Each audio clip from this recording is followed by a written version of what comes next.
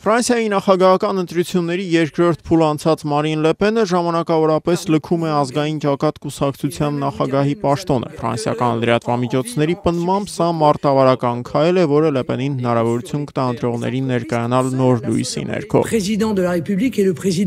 Ես մշտապես վստահ եմ եղել, որ Ֆրանսիայի նախագահը ողջ ֆրանսիացի ժողովրդի ղեկավարը պետք է լինի եւ նրա հիմնական առաքելությունը ազգը միավորելն է, այնպես որ այսօրվանից սկսած ես այլևս ազգային ճակատի առաջնորդը չեմ, ես Ֆրանսիայի նախագահի թեկնածու եմ։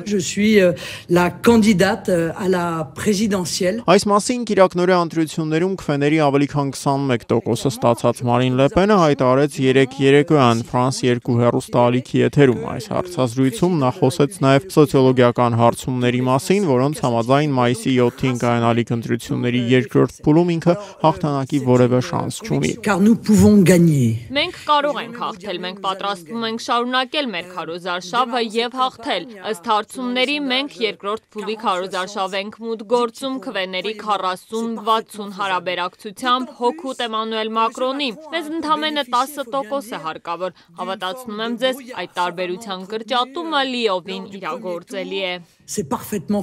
Մարին Լեպենի հայրը ազգային ճակատի հիմնադիր Ժան-Մարի Լեպենը սակայն վստահ է նման նախընտրական մարտավարությամբ իր դուստրը հաղթել չի կարող։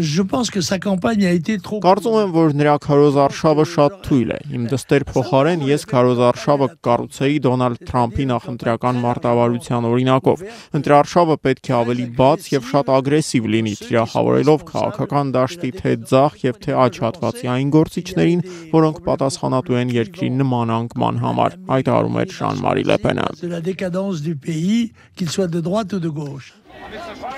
Հավելեմ սակայն, որ ազգային ճակատի հիմնադրի եւ երկարամյա ղեկավարի նման արձագանքը պատահական չէր։ Վերջին տարիներին Մարին եւ Ժան-Մարի Լեպենների հարաբերությունները սրվել են եւ նրանք գործնականում չեն շփվում։ Ավելին, մի քանի տարի առաջ Մարին Լեպենն իր հորը նույնիսկ հեռացրել էր ազգային ճակատի շարքերից։ Ինչ վերաբերում է ընտրությունների երկրորդ փուլ անցած մյուս թեկնածուին, հաղթելու ամենամեծ շանսեր ունեցող Էմանուել Մակրոնին, ապա նա կիրակնօրյա քվեարկությունից հետո առայժմ չի վերսկսել ակտիվ քարոզարշավը։ Այսօր Մակրոնն այցելեց անցած շաբաթ Փարիզի կենտրոնում ահաբեկչական հարձակման հետևանքով զոհված ոստիկանի ուղարկավորության արարողությունը, որին ներկային նաև ազգայնականների առաջնորդն ու պաշտոնից հեռացող նախագահ Ֆրանսուଆ Օլանդը։ Տանից դուրս գալուց Մակրոնը օգտվեց առիթից եւ շփվեց շարքային փարիզեցիների հետ, նրանց հետ նաև սելֆիներ անելով։ Օրվա առաջին կեսին սելֆիներից անմասն չէր նաև Մարին Լեպենն, ով այցելել էր Փարիզի մերձակայքում գործող սննդամթերքի միջազգային տոնավաճառ։ Այստեղ հավաքված ֆերմերների արձագանքը սակայն միանշանակ չէր։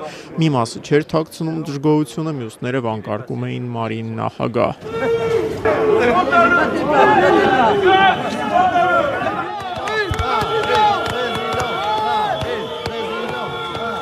Ֆերմերներից մեկի հարցին էլ, թե ինչպես է վերաբերում երկրորդ փուլում Մակրոնի օգտին քվեարկելու Ֆրանսուଆ Օլանդի հնչեցրած կոչին, Մարին Լեպենը հակադարձեց։ Եթե Օլանդն է կոչանում քվեարկել Մակրոնի օգտին, կարելի է ենթադրել, որ մարդիկ կցանկանան իրենց քվեն Լեպենին տալ։ Attendez, quand Hollande appelle à voter Macron, tout le monde a envie de voter Le Pen. Bah voilà, exactement, j'espère.